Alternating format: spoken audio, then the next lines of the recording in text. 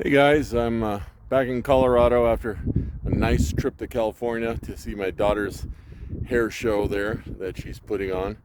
It was quite a great event. I'm glad I was able to go.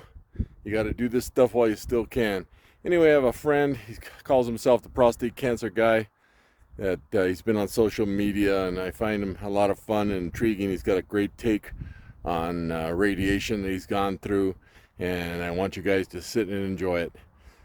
Go.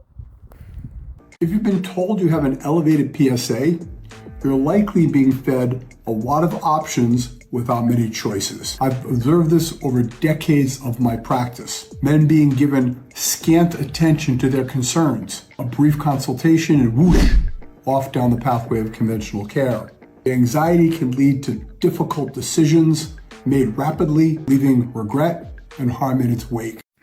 The thing nobody told me about radiation is that sometimes it doesn't send the bill immediately. Now, after hormone therapy, you start measuring everything in milestones. 3 months, 6 months, a year, 18 months, 2 years. And you're constantly asking yourself, am I getting better? Am I recovering? Am I getting back, to normal?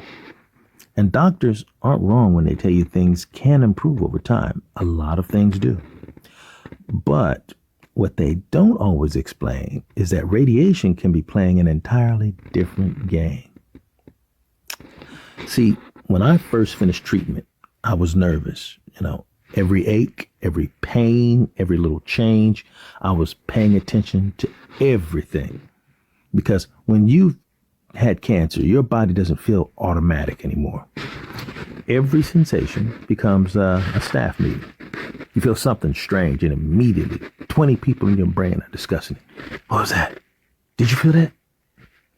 Should we call somebody? Is that normal? You become your own emergency management agency.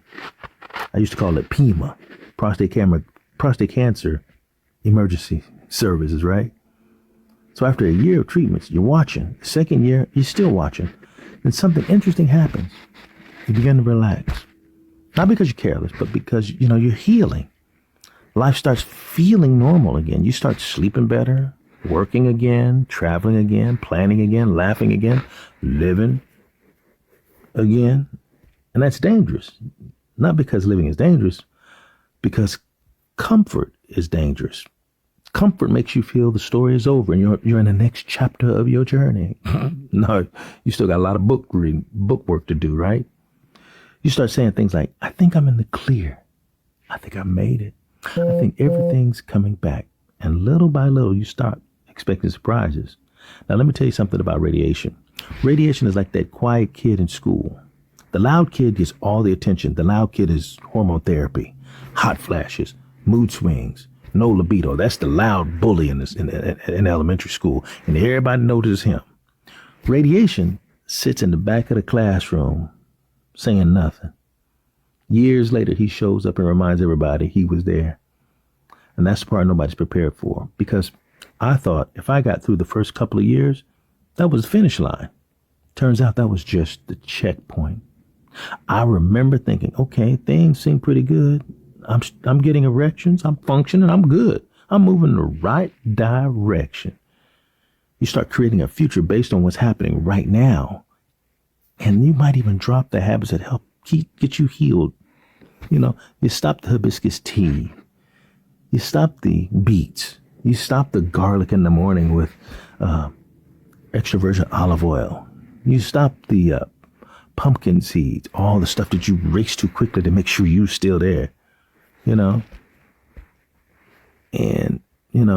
you stop doing the exercises and the walks and the weightlifting and stuff like that.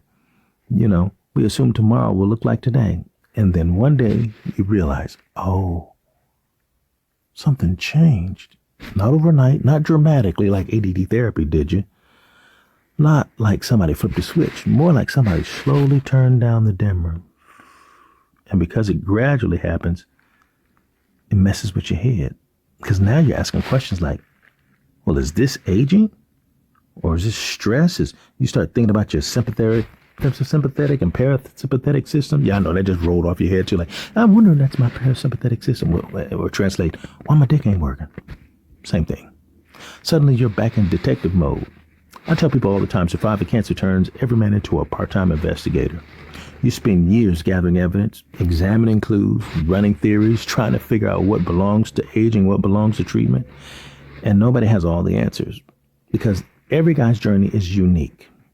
But what surprised me was realizing that recovery is not always a straight line. I thought recovery looked like this: bad, then better, then normal, then done. Nope. Recovery sometimes looked like the stock market: up, down, good month, good week, good day, bad day. And just when you think you figured it out, your body changes the rules all over again. You ain't even playing the same game. You went from baseball to football, you know? So, and it takes a grown man to even catch prostate cancer, let alone survive it and thrive after it. All right? So you still a grown man. All right? Grown as hell. And see yourself that way, because however you see yourself is what you are. Remember, as you think, so shall you be. Correct? All right. Now go be that dude, because you ain't never stopped, my man. Hello to everybody. We're still dealing with prostate cancer, but if you're going to do it this way.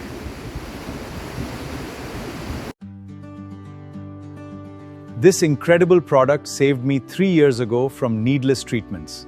Thank you, thank you. Thank you, thank you, thank you. PCSPES lowered my PSA from 23 to 4 in 3 months. This product is truly amazing.